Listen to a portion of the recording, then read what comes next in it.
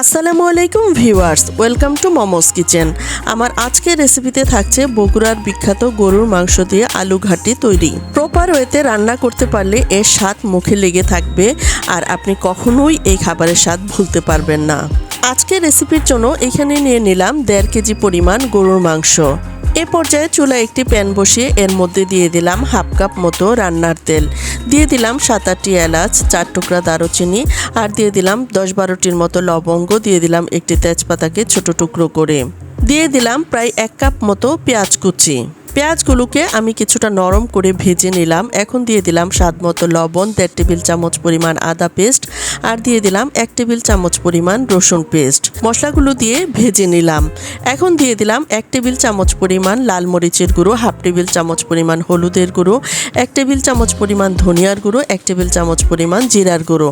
প্রায় 1 কাপ মতো পানি দিয়ে এই মশলাটাকে খুব ভালোভাবে কষিয়ে নিচ্ছি।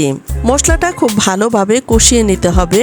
মশলার তেলটা যখন ভেসে উঠেছে তখন আমি মাংসগুলো এর মধ্যে দিয়ে দিলাম আর মশলার সাথে মাংসটা খুব ভালোভাবে মিশিয়ে নিচ্ছি। আবার চাইলে আপনারা মাংসটাকে হাত দিয়ে মেখেও রান্না করতে পারেন। মাংসটাকে কষিয়ে নিচ্ছি আর ঢাকনা দিয়ে ঢেকে প্রায় 10-15 মিনিট রান্না করে নিলাম। আর দেখুন এর মধ্যে যথেষ্ট পরিমাণ পানিও উঠে গেছে। চুলার আঁচ মিডিয়াম থেকেও আরেকটু কমিয়ে এখন আমি মাংসটাকে 70% মতো সিদ্ধ করে নিচ্ছি।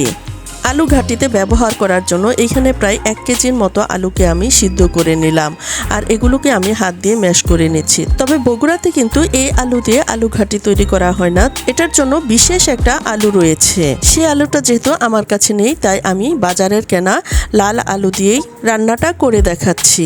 আলু যেহেতু সিদ্ধ করা তাই এখানে আমি মাংসটাকে 70%-এর মতো সিদ্ধ করে নিলাম। মাংসের পানিটা কিন্তু শুকিয়ে গেছে। এখন আমি এর মধ্যে আগে থেকে সিদ্ধ করে রাখা আলুগুলো দিয়ে দিচ্ছি। আলুটা দিয়ে আমি মাংসের সাথে খুব ভালোভাবে মিশিয়ে নিচ্ছি।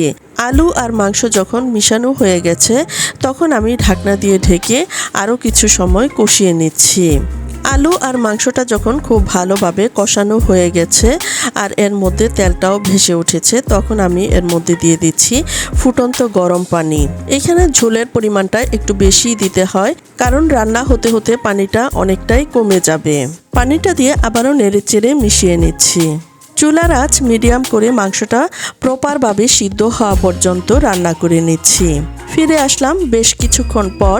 দেখুন এরই মধ্যে মাংসটাও খুব ভালোভাবে সিদ্ধ হয়ে গেছে আর এর ঝোলটাও অনেকটাই টেনে গেছে।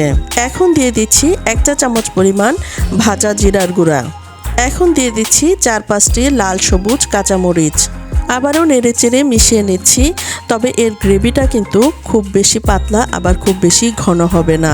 রান্নার শেষ পর্যায়ে এর মধ্যে একটি পেঁয়াজ ফোড়ন দিব, তাই চুলায় একটি প্যান বসিয়ে এর মধ্যে কিছুটা তেল দিয়ে দিলাম আর দিয়ে দিলাম বড় সাইজের 2টো পেঁয়াজ কুচি আর 2টো শুকনো মরিচকেও কেটে দিয়ে দিচ্ছি।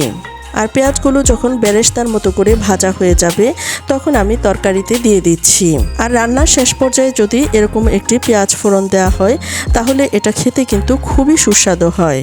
আর পেঁয়াজ ফোড়নটা দেওয়ার পর এর লুকটা দেখুন একেবারেই চেঞ্জ হয়ে গেছে আর এটা দেখতেই খুবই আকর্ষণীয় লাগছে। রান্নার একেবারে শেষ পর্যায়ে চলে এসেছি আর গ্রেভিটা কিন্তু একেবারেই ঠিকঠাক মতো রয়েছে। চেষ্টা করেছি খুবই সহজভাবে রেসিপিটি শেয়ার করতে, আশা করছি আপনাদের ভালো লেগেছে। আমি এই রান্নাটা করতে ভয় পাচ্ছিলাম যেহেতু এটা একটা অঞ্চলের ঐতিহ্যবাহী খাবার, তাই আমি কি ঠিকঠাক মতো রান্না করতে পারছি কিনা। আর এরই মধ্যে চুলার জাল বন্ধ করে দিলাম। এখন চলে যাচ্ছি পরিবেশনে। আমি যেহেতু বগুড়ার মেয়ে নই তাই আমার এই রান্নায় যদি কোনো প্রকারের ভুল ত্রুটি হয়ে থাকে আমাকে ক্ষমা সুন্দর দৃষ্টিতে দেখবেন। তবে সত্যি কথা বলতে খাবারটা খুবই মুখরোচক হয়েছে। এখন আমি সামান্য পেঁয়াজ বেরেস্তা দিয়ে গার্নিশিং করে নিচ্ছি। চেষ্টা করেছি সহজ এবং মজাদারভাবে রেসিপিটি শেয়ার করতে, আশা করছি আপনাদের ভালো লেগেছে।